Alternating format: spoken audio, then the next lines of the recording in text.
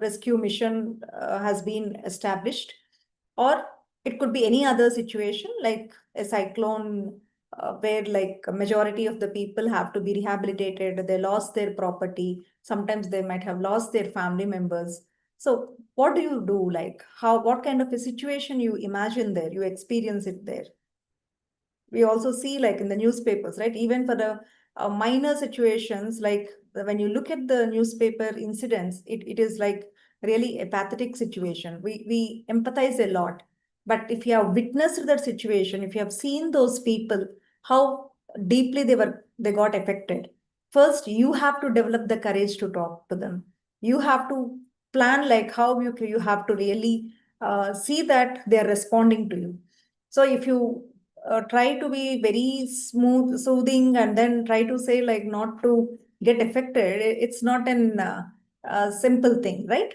So you should know like what is the way to talk, what is that can be done. So we'll look into those situations later. Then another situation is you are walking down to the main street and you have come across a young woman in distress.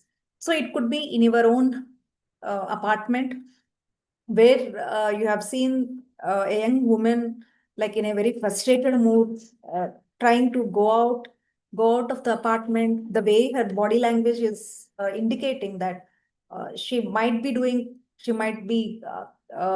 in a very highly emotional, distressful situation. She might be having the suicidal ideation. So when you sensed it, what is that you can do?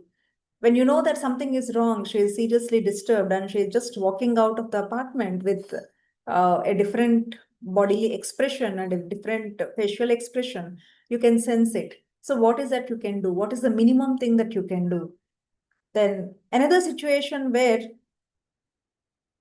uh, it could be the hurricane situation, or a young woman in the distress, or it could be some other person like sobbing uncontrollably, looking at her house that has been destroyed completely in the storm.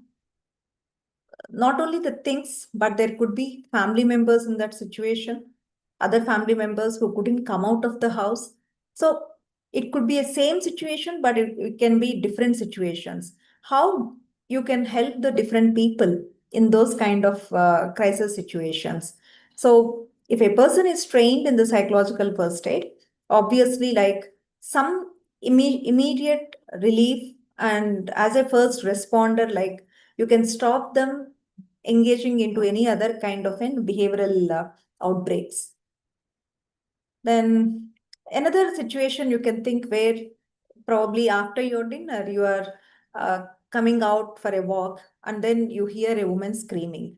So how many of you really try to see what is happening? How many of you stop and try to sense the situation? And then when you try to look into the situation, you are seeing a woman kneeling on the ground, crying and picking up the things from her handbag that are lying all over the road. So what is that indicates? Probably she has been attacked, assaulted by someone. And do you try to help her? Or with the feeling like if someone might be around and then tries to attack you, so you try to avoid the situation? Most of you probably, it all depends again based upon your personalities. If you want to help, or if there is a another friend of you beside you, probably you take the courage to really go and try to find out what is happening there. Or it could be, as we know, the bystander apathy. You might not be going there assuming that someone else will take care. So when you reach her and when she tells like two men attacked her and also like showed the knife to her throat and stole money and phone.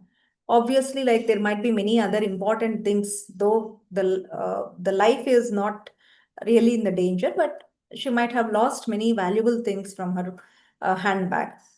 Obviously, she would be in the distress. So what is that we can do?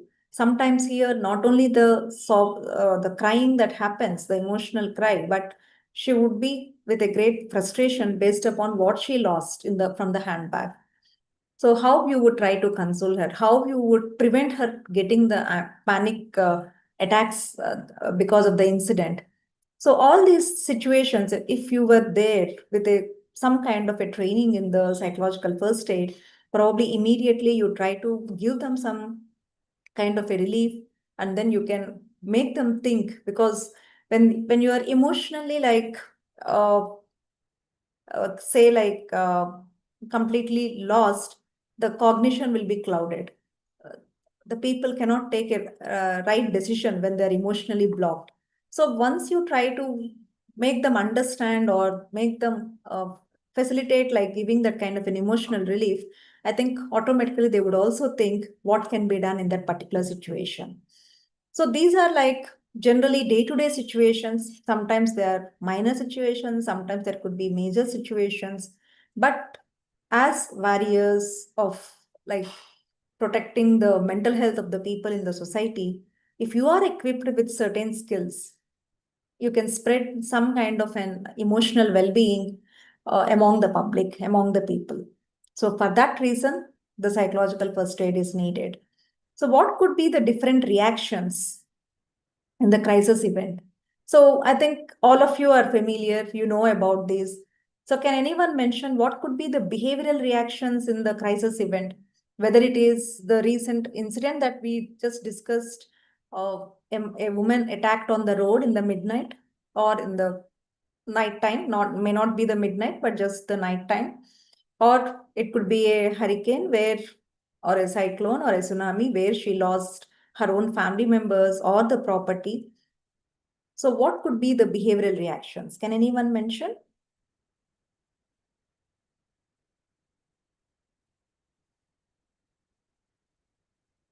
What sort of behavioral responses?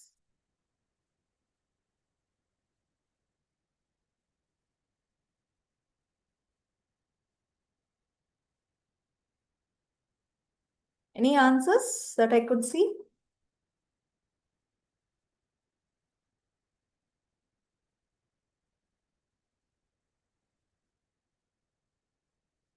Okay, crying, fear, withdrawal. First, they think about how to escape from that area, right? Suppose if it is something like a fire accident, all the houses were attacked. Immediately, people will think about saving the life, right?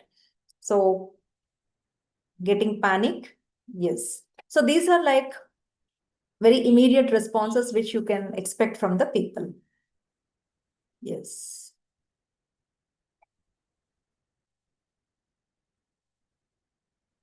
Then what could be the physical reactions?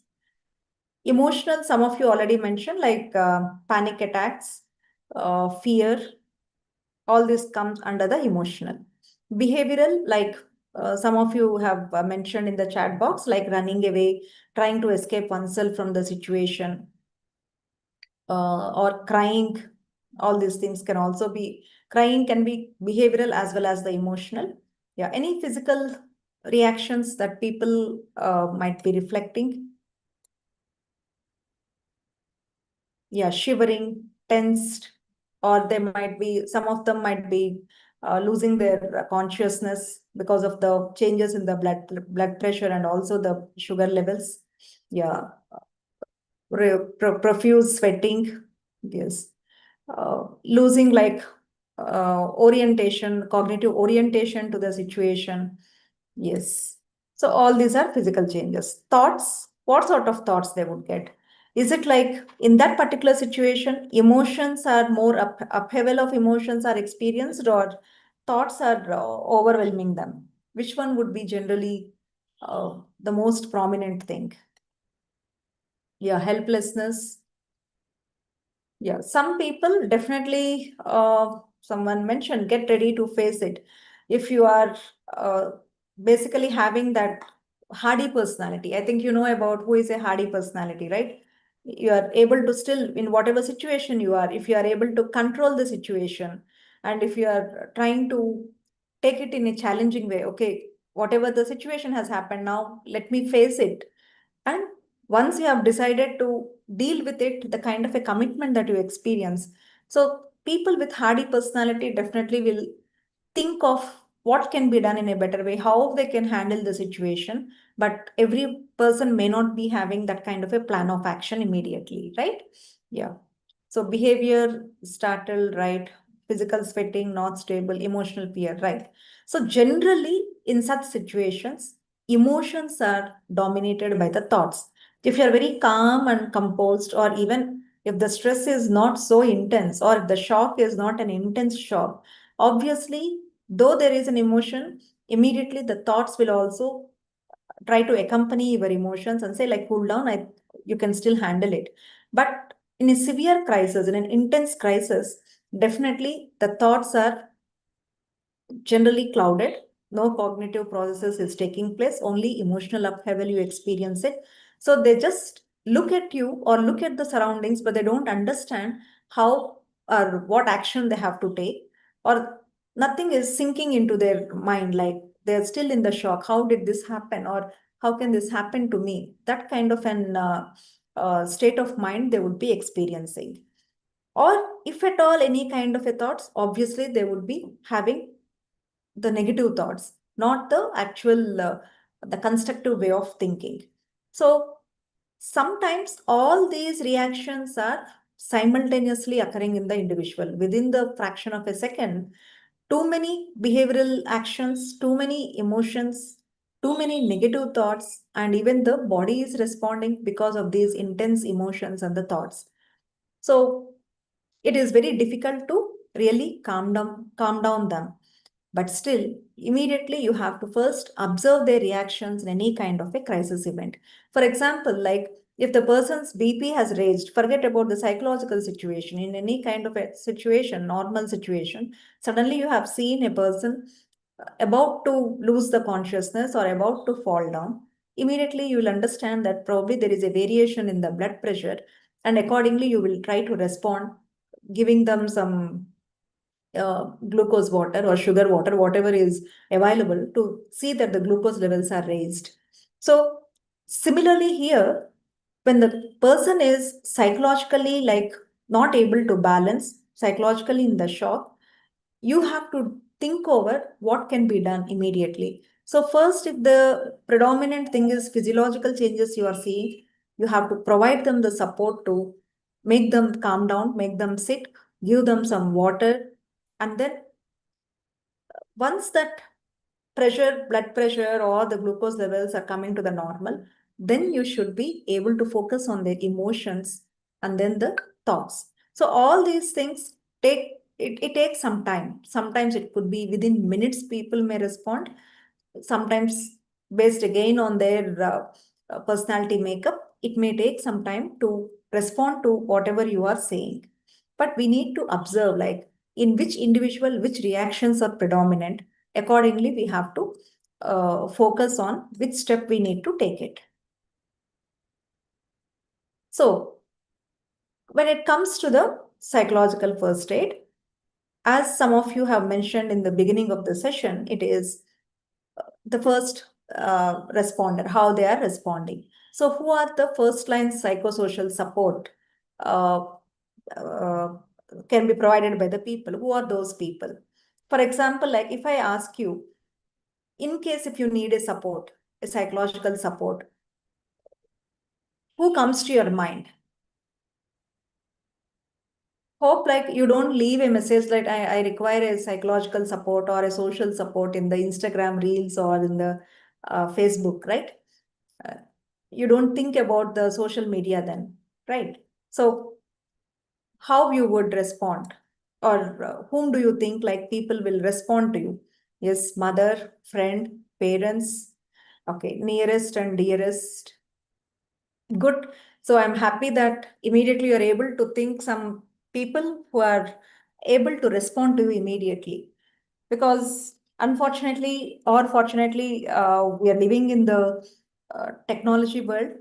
Obviously, we are using the technology for a better purposes, but unfortunately, that is also being used, that is abused for many purposes. So having uh, only social media friends, only the virtual friends, but not having face-to-face friends is a very dangerous thing. But we see in many situations nowadays, people are trying to depend on AI even to get that social support or a moral support, or whenever they are feeling some kind of a loneliness. There are many youngsters who have informed me that they would rely more on AI to share their feelings. So I don't know how many of you are doing this, because I don't know uh, who are the participants, what is their age group, but this is something unfortunate thing, right?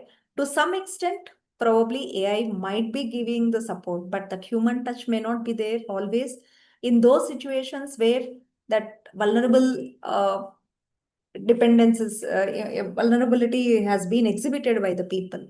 So we have to see that there should be some live social support systems. That is, it could be family, it could be friends, it could be neighbors, it could be anyone, but someone uh, who can empathize, who can provide that a relief through a word, and who can stand by you in the particular crisis.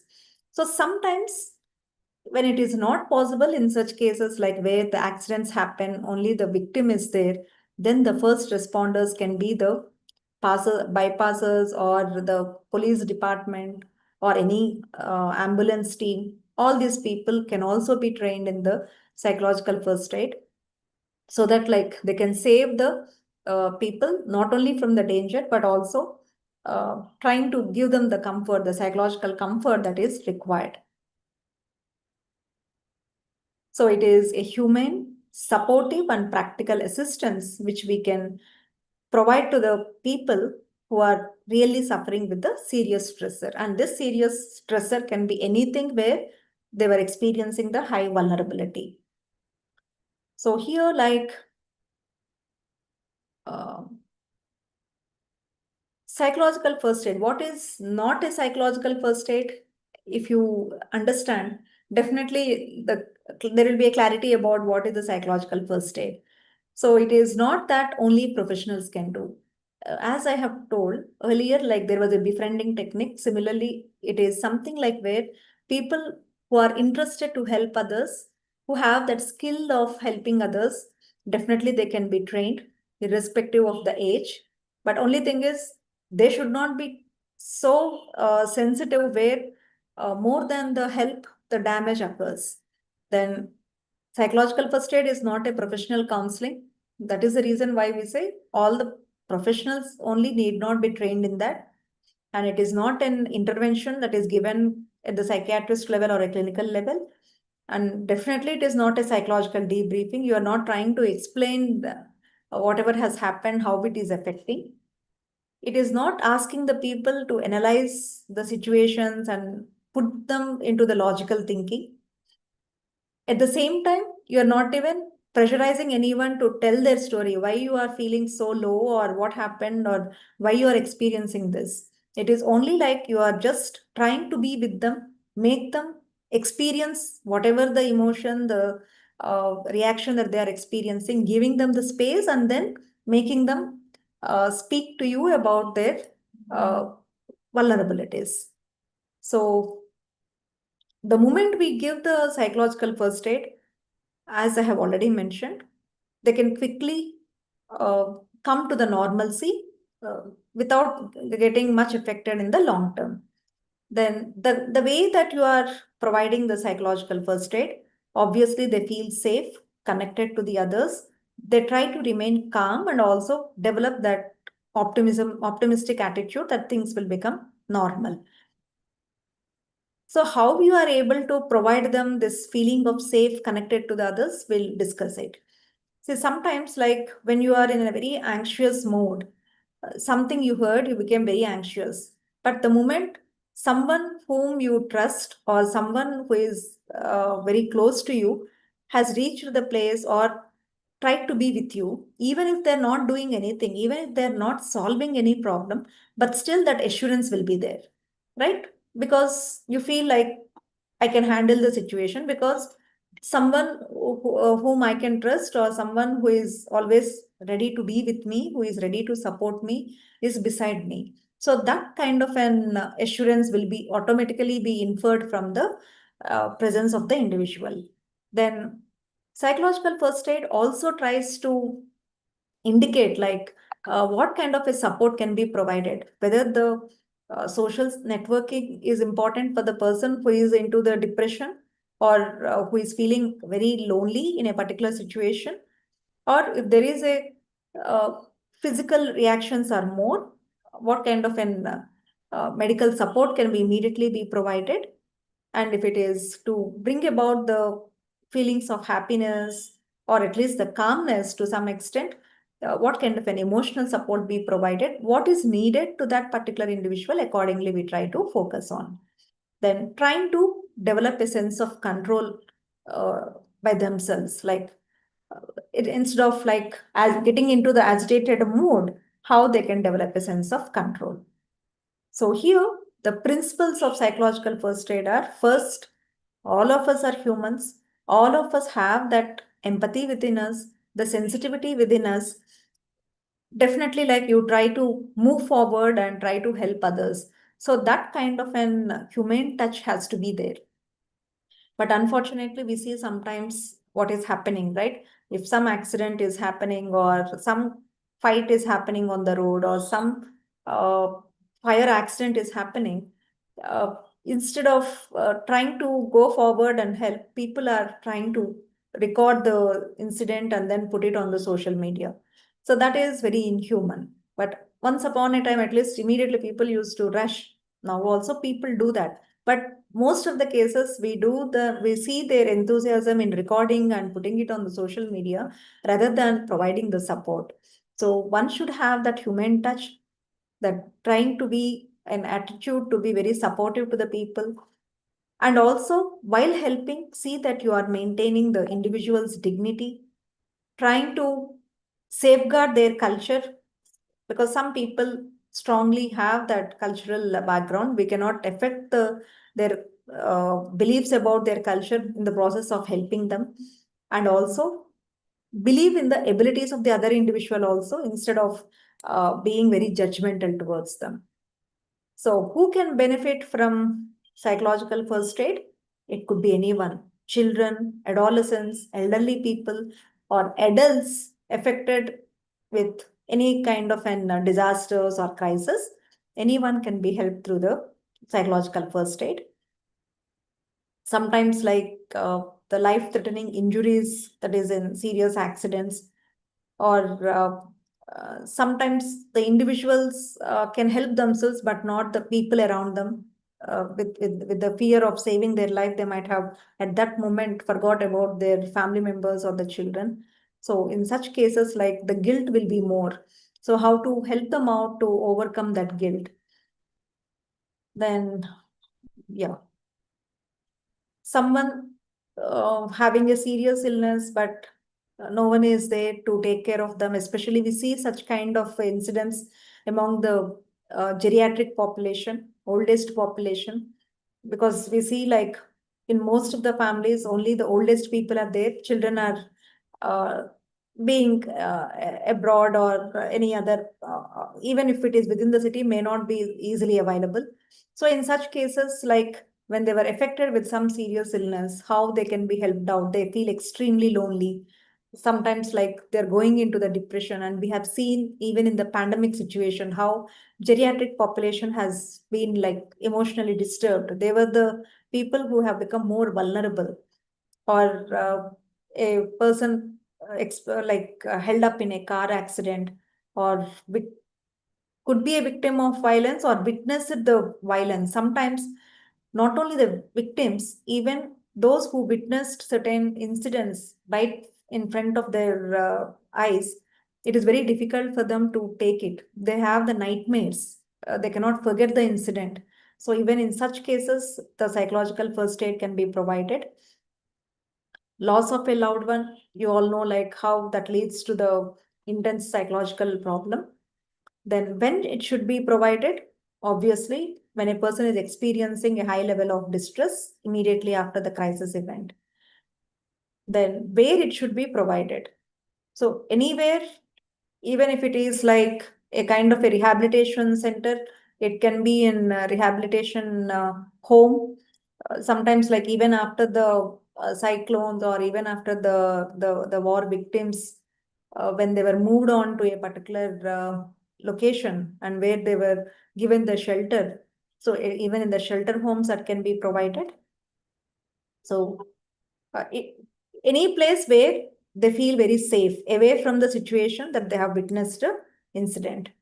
So, who all can learn psychological first aid? So, any kind of a local agencies uh, who are taking care of the people, whether they are providing the physical care or the mental care, whatever, any kind of an NGOs where the people are ready to help the people, they can be trained in this.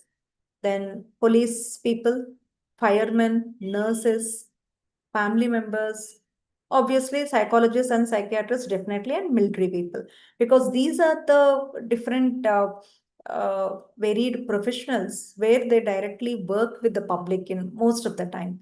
You can include even the teachers, especially like in schools, where like if any kind of an incident happens on the school campus, how they have to respond instead of making the child being children getting the panic, how that can be prevented if the teachers were trained in the psychological first aid.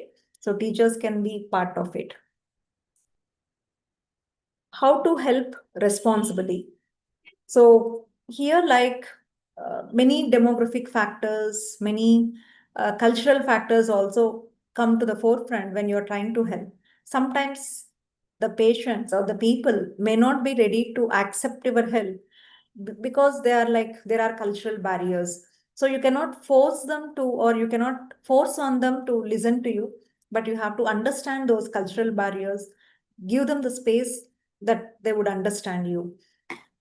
uh, yeah, but at the same time, what you have to remember is that even you have to practice the self-care when you are providing the uh, support, the mental support to these people.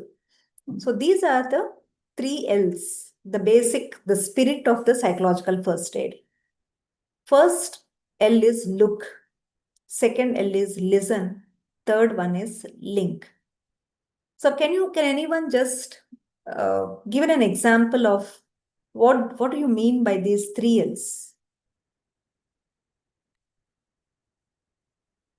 Anyone? Three principles of psychological first aid are three L's. One is look, second is listen, third is link. So can anyone give an example what exactly these three L's mean? Don't worry, even if it is a wrong. Try it out. What could be look, listen, link? Anyone? Yeah, two messages. Look the situation, listen to the event history, observation, sharing our own experience, look about or into the situation. Okay, some of you have given some answers, some else, correct? Okay, unable to unmute. Okay, don't worry, you can use the chat box. Okay. Uh, any one of you were in this kind of a situation where uh, you have been the witness to some crisis that the people were experiencing. It could be a small accident. It could be in cyclone where unfortunately you happened to be there. You witnessed it. Did anyone had such situation?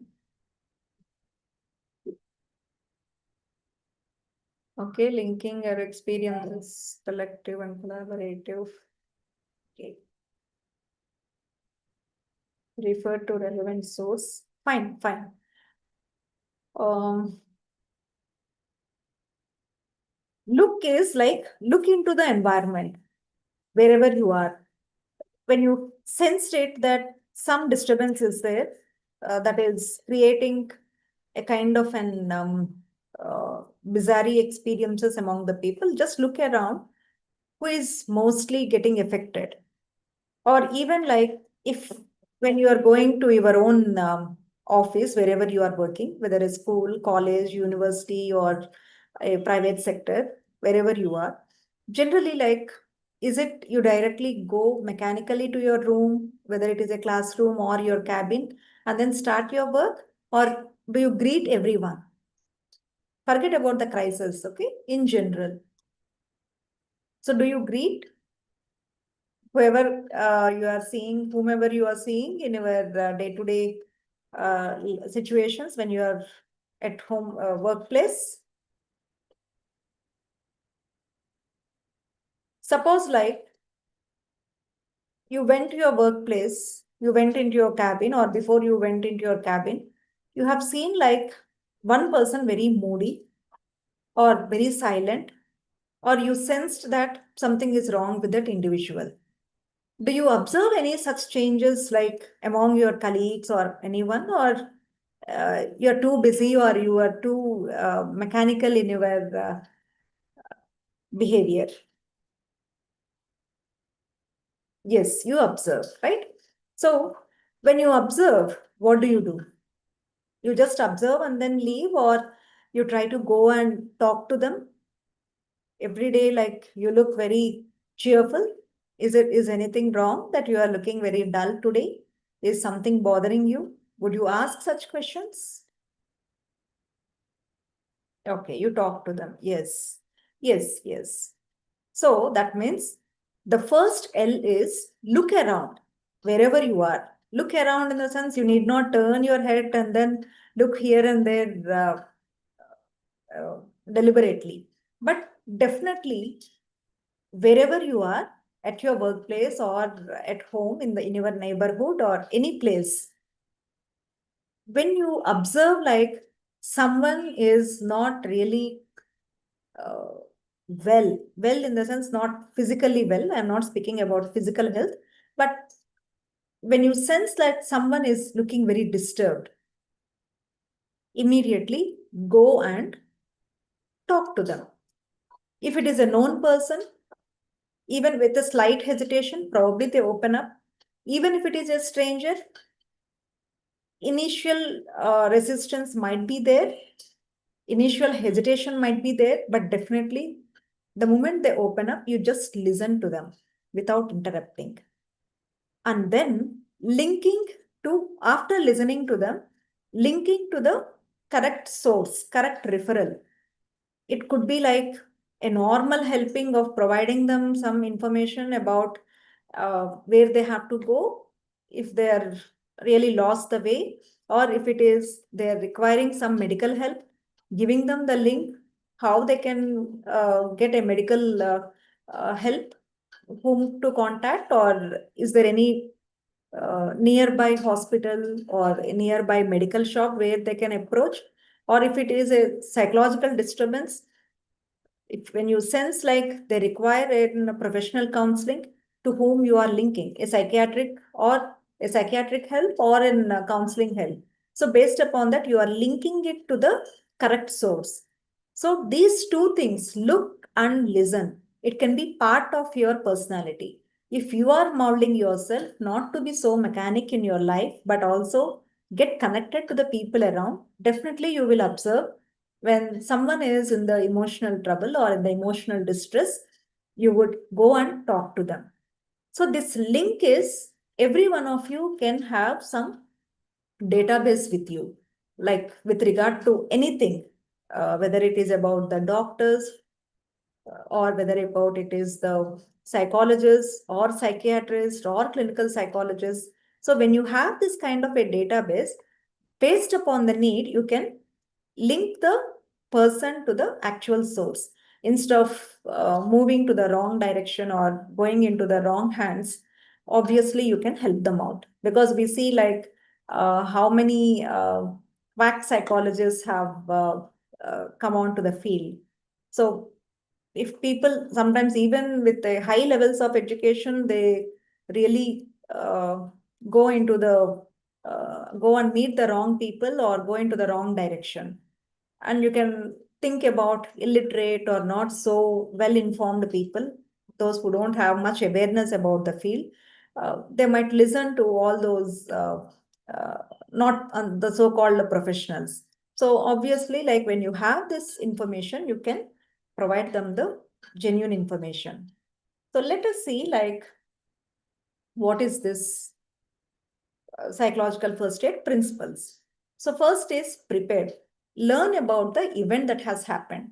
The event might be in front of you, or the event might not take place in front of you. Already the incident has happened and the person is the victim of it. So in such cases, you have to understand what exactly the event, how that has affected the person, and whether they were, um, whether you have any information about those supporting system or services or any NGOs, whatever the names that you are aware of.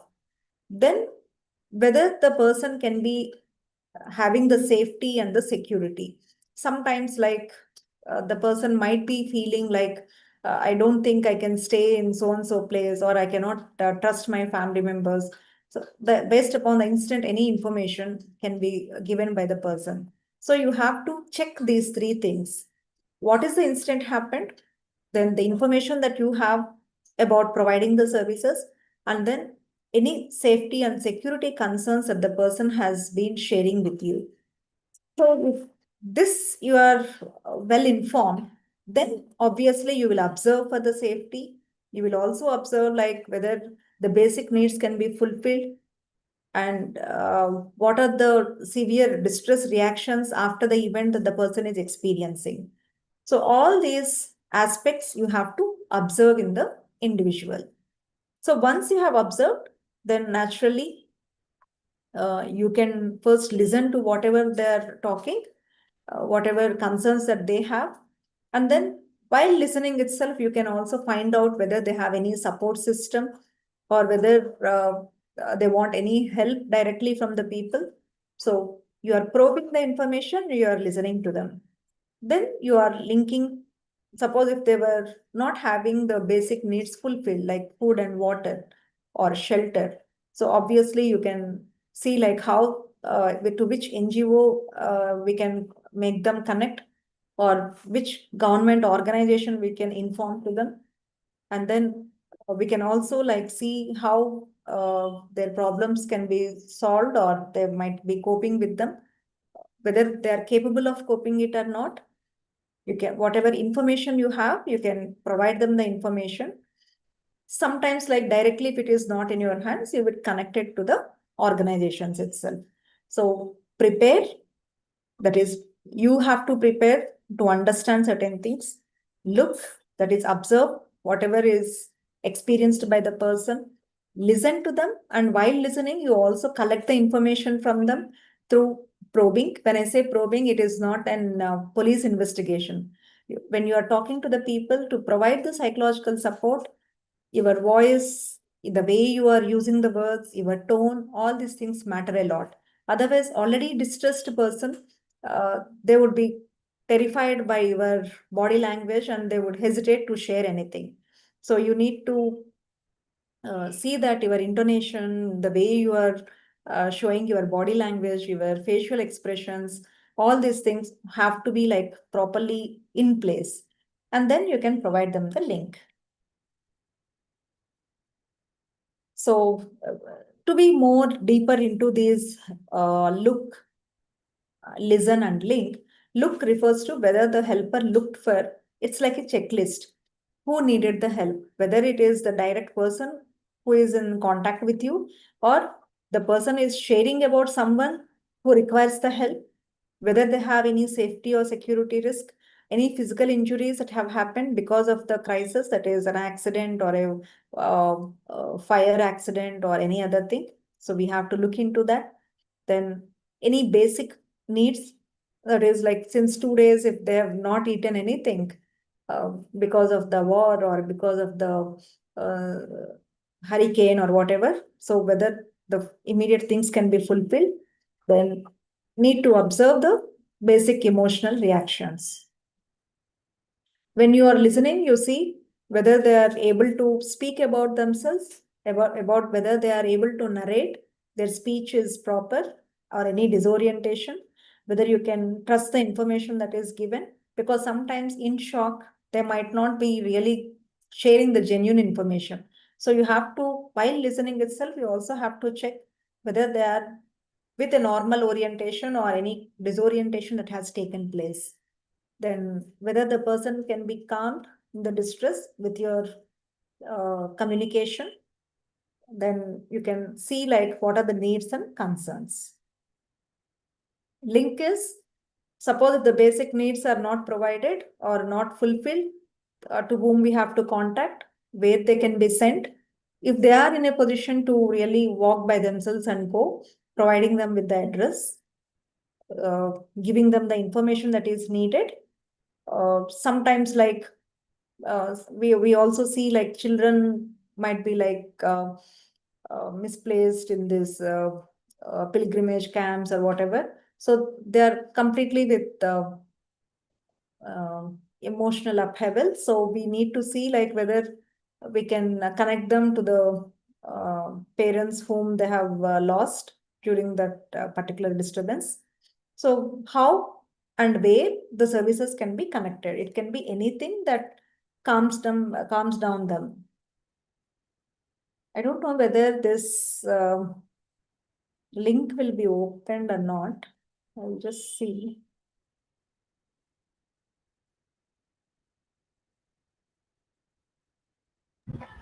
Ma'am, you can post in the chat box, ma'am. Chat box. Okay, you will see like if any one of you can share it.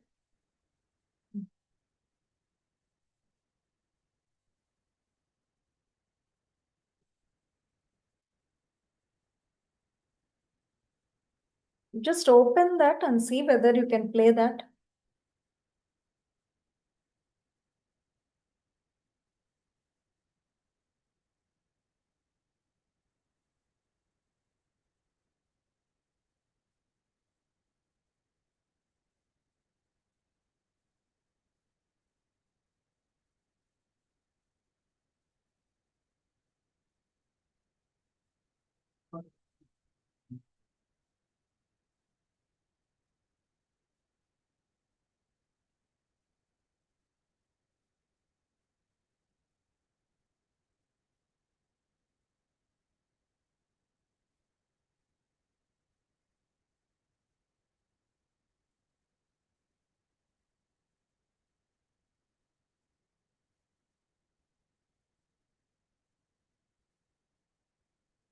Are you able to see this? Most people will Yes, ma'am. experience at least one potentially traumatic event in their lifetime.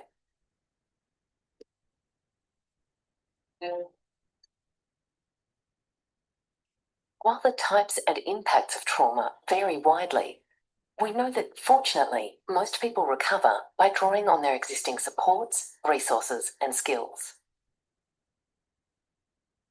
This natural recovery process can be helped by using an evidence-informed approach to post-trauma support called psychological first aid, or PFA. PFA is a simple and practical approach that anyone with the appropriate training and good interpersonal skills can use to help calm a person in distress and support their recovery. PFA is not counselling. Once you are skilled in PFA, you can support people in a wide range of situations. From calming those who have witnessed a serious traffic accident, so you can gather important information, to using active listening to support a peer who's been assaulted at work, to linking community members with the right services after a disaster. You can use PFA for any duration and on one or multiple occasions with the person you're supporting. From a 5-minute in-person interaction to a 30-minute phone call to regularly checking in with a peer or supervisee from work. PFA is most commonly used in the hours, days and weeks after a traumatic event. But you can use these skills even years afterwards when supporting a person who becomes distressed by reminders of their trauma. Using PFA principles, you'll be able to help individuals, work groups, and communities to establish a sense of safety and security after a trauma. It will help you calm their stress-related reactions and connect them with necessary supports and resources. You'll be able to help individuals and communities feel better able to cope and provide them with hope that things will get better over time. And importantly, PFA will help you support others while also helping care for yourself.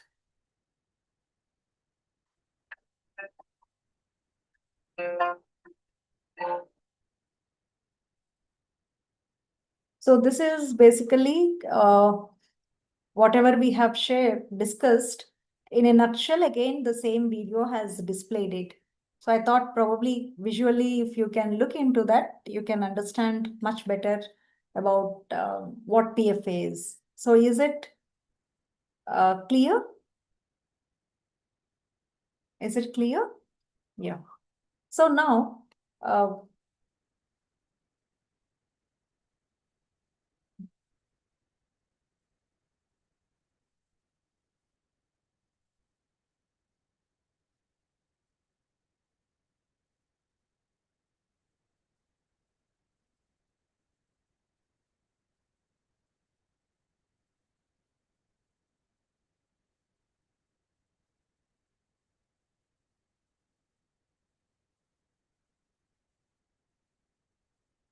are you able to see the screen? Yes, ma'am. Yes, you Okay. can continue. Yeah. So apart from those principles, naturally, like though we say when the counseling, it is not a counseling, psychological first aid, but certain skills definitely are common when you are interacting with the people in distress. So that is first, you should know how to provide the comfort. If you yourself become very emotional or overly reacting, that will create more of a negative impact on the individual. So you should know how to provide the comfort and listen empathetically. Don't bring in your own personal attachments to the situation or to the person, and then provide the whatever information that you have with the resources of the supporting systems. So especially like children and adolescents in most of the situations during the crisis, they would be needing it. Then elderly people or people with disabilities who cannot really immediately move out of the situation. So already they have a challenging problem. At the same time, like when they have to face such kind of an distresses, they will become more fragile emotionally. So you have to see that such elderly people and people with differently able or taken care.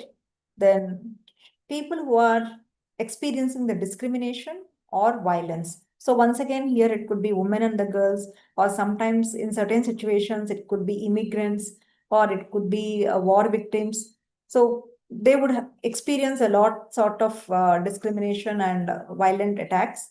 So we need to see that uh, they are able to overcome or they are able to come out of those kind of a situations. So one thing is that what you should know about providing the psychological first aid is first, before helping others, are you ready to help? So just because to impress upon the people or your friends are doing it, don't go into such kind of an situations. You see that whether you assess yourself, whether you are able to really uh, take that kind of a challenge in such kind of a situations, whether you are emotionally stable or not. If you are emotionally stable, then do you have that kind of an personality to help others? Uh, Probably a good ear to listen to them and also provide a proper empathy to them, and having the patience to really listen to what they are saying, and also experience the kind of an time that it may take to really say like they are to heal themselves.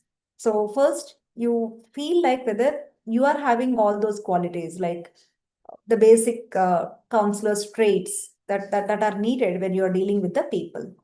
And then, are you connected with any group or organization for safety and coordination? So this is something like, it's not like individually you can do everything, right?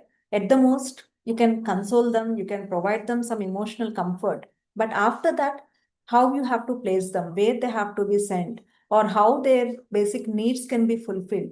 So you need to have a network. So do you have that kind of a network? I think doctors, nurses, or for that matter, even the psychologists, they should have that database, right? Sometimes it need not be only to the city. Sometimes it can be like if we can have an information about various aspects, not only about the psychology services or the psychiatric services, but even about good NGOs that are functioning in every city, in every state of India. I think that can be helping us to work more with confidence, because we know that we have the information and we can definitely help them out by linking them to the correct source. So I think we need to develop that. All of us need to have that. For example, like the other day I wanted some information, and immediately I have to contact Krishna Bharat sir to get some kind of an information from another city. So this is the network that we should have. Sometimes like we get a call from other cities like Vizag or some other place, like do we have in the Vizag any kind of a particular NGO for so and so elderly people, or any psychological services that are offered? So unless we have the database, we cannot help them out. So this kind of an information also you need to develop. So once you are okay with all the sources, definitely you can really help them out. You can plunge into that kind of an helping the people. Then while helping, are you physically and emotionally healthy? If you have allergies, if you have other ailments, naturally in certain situations you will become the victim. So how is your physical health? How is your emotional health? So unless, like as I have mentioned, you are a hardy personality, that is any kind of a stress that you can survive, you don't take such kind of an risk or helping behaviors, because everyone cannot work in all the situations, especially like such kind of environmental disasters, the natural disasters that are happening, or man-made disasters that occur. Under those situations, are you really ready to work? So only if you are ready to work, if you are strong enough physically and psychologically, only then it is always better. Then you should also know the limits. You cannot do with a magic wand. You cannot cure everything. You cannot uh, give false assurances. You cannot give the tablets. Unfortunately, nowadays we are hearing certain cases where the clinical psychologists are also prescribing the medicines. So such things should not happen, right? We should know our own limits. Even if you know that for a particular disorder, so and so medicine is given, you cannot take that risk of prescribing the medicines. So we should know the limits. Then uh, suppose like as a group from your workplace, from your office or from your college, you are trying to provide the voluntary services. So you should know your team members well. All the team members should be connected well. That is more important when you are trying to help the other individual in distress.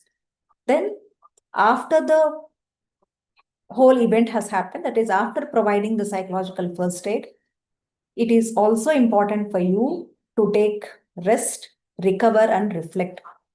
Because sometimes we know like the kind of the experiences that you have witnessed, even after you come home, the same incident will be reeling in your mind. So that might be emotionally disturbing you. So a proper rest has to be given. You have to reflect upon those situations, whatever you have seen, how you helped, where you could not help, where you could not provide much help. So introspect, reflect, and then you have to leave it there. You cannot take everything to the heart. And every situation we might not be really helping them in 100% successfully, but put maximum effort. While putting the effort, while helping them, you should also see that you have that psychological immunity to see that you are not getting affected. So before, during, after, these three things are important. Then when you want to really provide this psychological first aid, you should have this kind of a PARMA model of well-being. That is, you should be filled with positive emotions. It is not like you yourself is suffering with number of emotions, negative emotions, and you are ready to help. That cannot happen. So as a person, you should be genuine. You should be free from all the maximum extent. You should be free from your negative emotions. You should know how to cope with your negative emotions. Only then you can think of helping others. Then engage yourself with the others. Unless like you are having the social interactions, unless you know what is happening around, unless you update yourself with the profession that you are in, you cannot get the engagement with the others. You cannot freely move with the others. So if you feel like I only be by myself, but I also want to help whenever I am needed, it cannot happen. So you need to be engaged with the nature, with the people around, with the profession, with your skills. Only then you can really do wonders.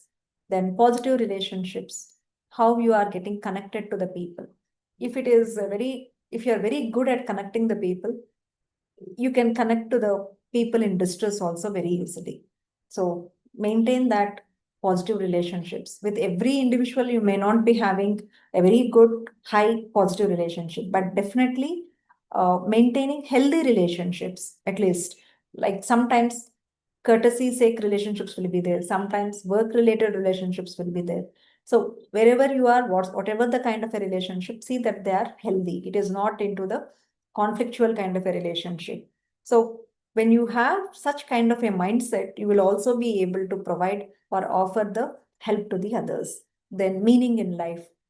You see that by helping others, that you are not wasting your time or your things are going on to the back burner, but it provides a meaning to the life. Even if one person is really helped to some extent, and if the person has relieved their distress to some extent, that adds to the meaning to your life. So everyone need not be Mother Teresa. Everyone need not be a complete 100% dedicated to heal the others. But whatever you are doing, if you are putting in an effort and commitment, you are able to reduce even a small percentage of distress in the people. Obviously, that adds meaning to your life. And then accomplishments. So here, when I say accomplishments, need not be always personal accomplishments. It can be like a social accomplishment, that you are taking responsibility for others' happiness. So that also motivates you a lot. And then you can be a hero, and you can make your clients or people in distress also a hero when you instill this psychological capital. So instilling the psychological capital will be the last step. After providing the psychological first aid, once you have connected them to the required sources, if you still have the time to direct them to the counseling, or if you yourself are a counselor and if you are providing the counseling, then you can instill in them the psychological capital, that is creating a hope that from the incident, what is it they can learn, how again they can start their new life with their belief in their abilities, making them develop the resilience. So once you give a proper support, definitely people who are resilient will come back to the normal situations, and they are optimistic about the situation. We have to teach them to forgive the situations, forgive the people. Uh, Once they are doing that, they become more resilient. So psychological first aid is the first important step. Once, as they are progressing, you can instill in them the psychological capital. So definitely we can create some meaning to our life and also meaning to their life. So this is what I wanted to communicate. If you have any doubts, you can definitely uh, ask any questions.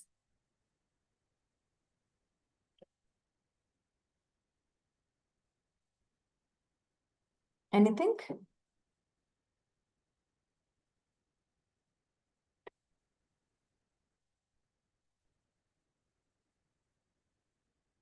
Yeah, Thank you, ma'am. Any questions from the participants?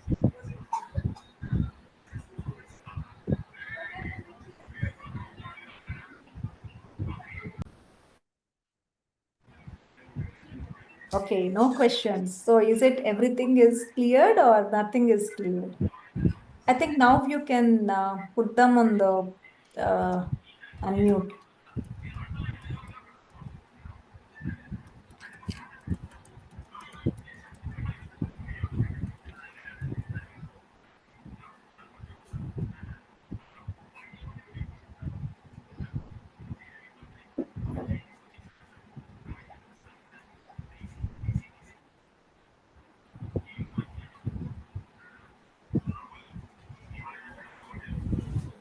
Yeah, someone asked, like, when the person requires the psychiatrist attention and if you are the only one available. So the first thing is immediate psychiatrist help may not be provided depending on the situation, right? If it is possible, immediately we can move on. But in such situations, at least talking to them with patience, prolonging them their